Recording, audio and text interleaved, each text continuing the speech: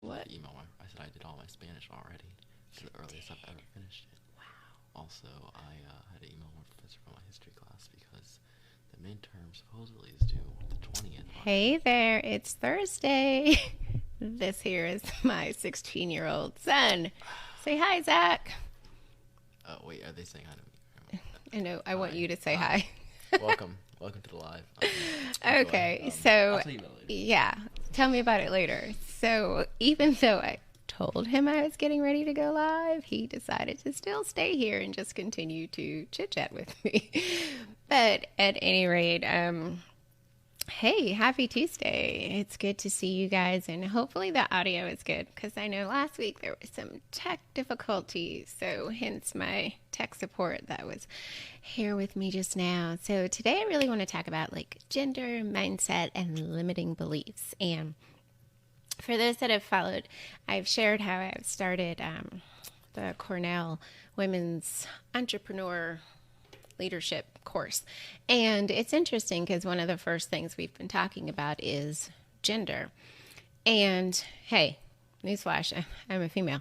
So I don't think that I always think about it in some of the same terms, in terms of some of gender stereotypes, because I have to be honest, my parents were like, you can do anything, you can be anything. And they let me be involved in pretty much anything that I kind of tossed out that day, a week, a month as the thing that I was interested in. And so that's had some pluses and some minuses because I am also like the type of person who I can watch HGTV and feel like, or YouTube video, and I'm like, oh yeah, I can totally change that tub into a shower. No problem. I've watched the video 3 times. So there can be some negatives to thinking you can do anything. But I'm saying that because there are gender stereotypes. There are very much alive and well. And it really dawned on me last night one that exists within my own home. So you just saw my son. He uses stockpile to invest in like fractions of shares in the stock market, and we've given him some seed money to do that. And yes, it's because he's also taken an interest in it. But it really started to hit me though that we haven't given our daughter the same opportunity, and she's older. She's not also that much interested. But even though she's not interested, does that mean we let her off the hook? And I caution to say no, we don't. And I say that because we can look at that in the world of business. Women are starting businesses at a higher rate than men, and that rate is even higher when you speak of minority owned businesses being started by women. So, women are starting businesses higher. They have limited access to venture capital funds. They are not reviewed the same way as other venture capital opportunities that relate to men. Their access to capital is lower and also a lot slower in the process.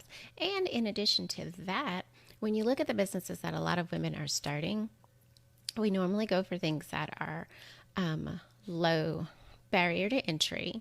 In addition to that, we focus on things that do not have like the same high margins that some men would start businesses at.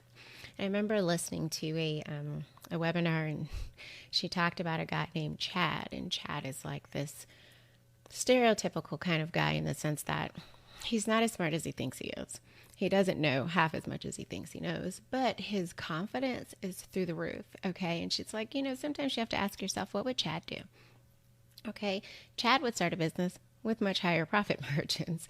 And Chad would be able to do that for a various number of reasons. A, Chad believes he can.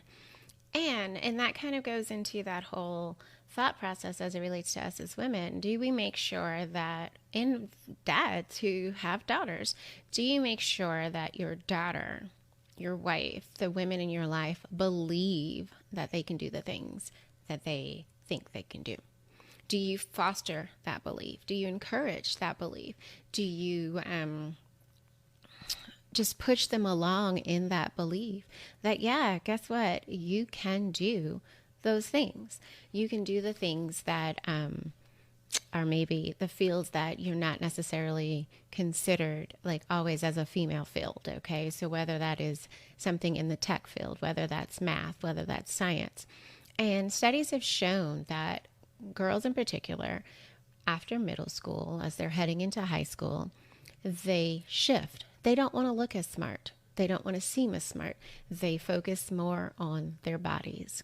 So, as a woman, as a mom of a girl, I just want to encourage us as women, and like I said, dads who have daughters, be careful of that shift, and be careful how we also just foster that shift in some of our own thinking, in some of our own behaviors. Like, for instance, the example I gave, we're encouraging our son in the stock market when, hey, my daughter is just as able and capable and should have that same opportunity to understand not only the stock market, but to build longer term wealth and thinking about it in those terms. So that was my kind of thing really about gender and really mindset and the limiting beliefs that wind up happening because you're a girl.